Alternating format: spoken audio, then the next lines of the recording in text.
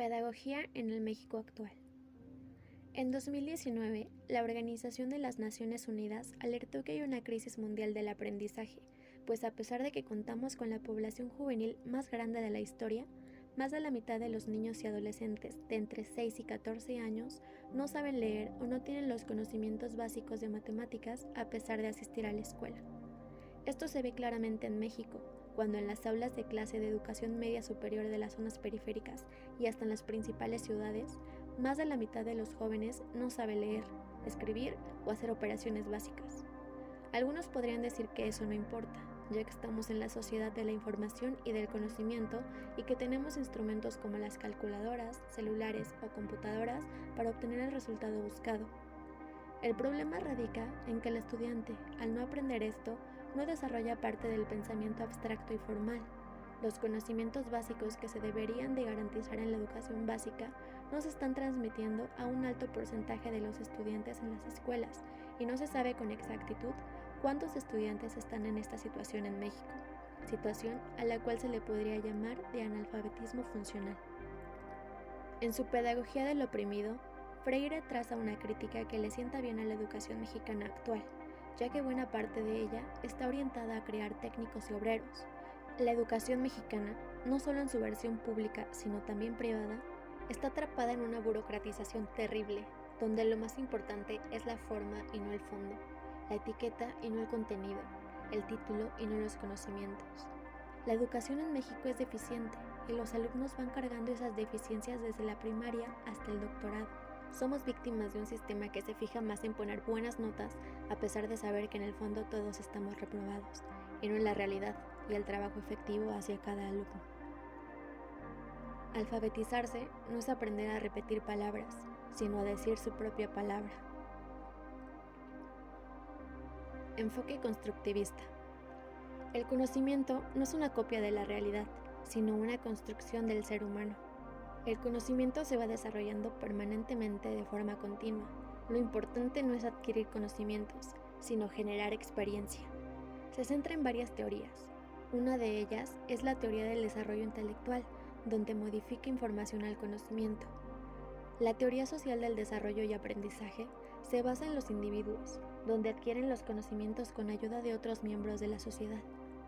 El factor más importante de la teoría de aprendizaje verbal significativa influye en el aprendizaje que el alumno ya sabe, averigua y se le enseña consecuentemente. Estos enfoques se ven reflejados en la actualidad en el conocimiento de cada individuo. Pedagogía por competencias. Surge originalmente en 1737 en el marco de la Revolución Industrial como modelo económico. Llegó a México en el año 1982 gracias al modelo neoliberalista. Reconoce los conocimientos previos de los alumnos con 4 saberes fundamentales: saber hacer, saber ser, saber conocer y saber convivir. El docente ayuda al alumno a comprender y va construyendo su propio aprendizaje. Debe propiciar un aprendizaje adecuado para cada alumno. Los individuos de la actualidad proponen ideas creativas, soluciones a problemáticas, intereses e iniciativa por aprender. El modelo educativo en México, el planteamiento pedagógico de la reforma educativa. ¿Cuál es su objetivo? Se estableció para que la educación pública, básica y media superior, además de ser laica y gratuita, sea de calidad e incluyente. Esto significa que el Estado debe garantizar el acceso a la escuela a todos los niños y niñas, independientemente de su estado socioeconómico, origen étnico o género. La educación que reciban les debe proporcionar aprendizajes y conocimientos significativos, relevantes y útiles para la vida. Estructura del sistema educativo nacional. En la Ley General de la Educación se establecen 3 tipos de educación. La educación básica está integrada por 3 niveles: preescolar, que atiende a niños de 3 a 5 años, primaria, que atiende a niños de 6 a 12 años y secundaria, que atiende a jóvenes de 13 a 15 años. La educación media superior, que se integra por bachillerato, que se imparte en 3 años y atiende a jóvenes de 16 a 18 años, y la educación técnica profesional, se imparte de 2 a 5 años, obteniendo un título como técnico en alguna carrera, incluyendo el bachillerato. El nivel superior se integra por licenciatura.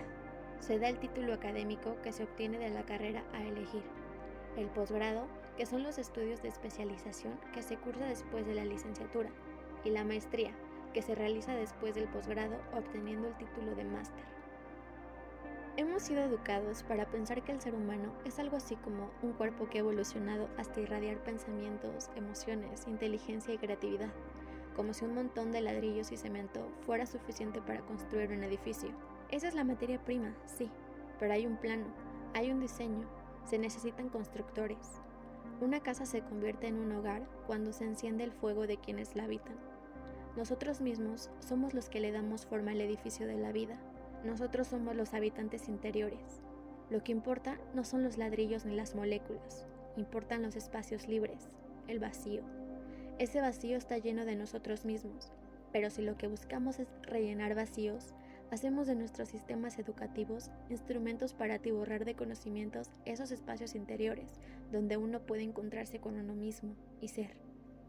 Si todos, profesores, alumnos, maestros y personas en general, tuviéramos la humildad de reconocernos aprendices, la vida sería una escuela permanente y el sistema educativo no sería nunca más como ese molde estrecho que asfixia la genialidad de cada ser humano.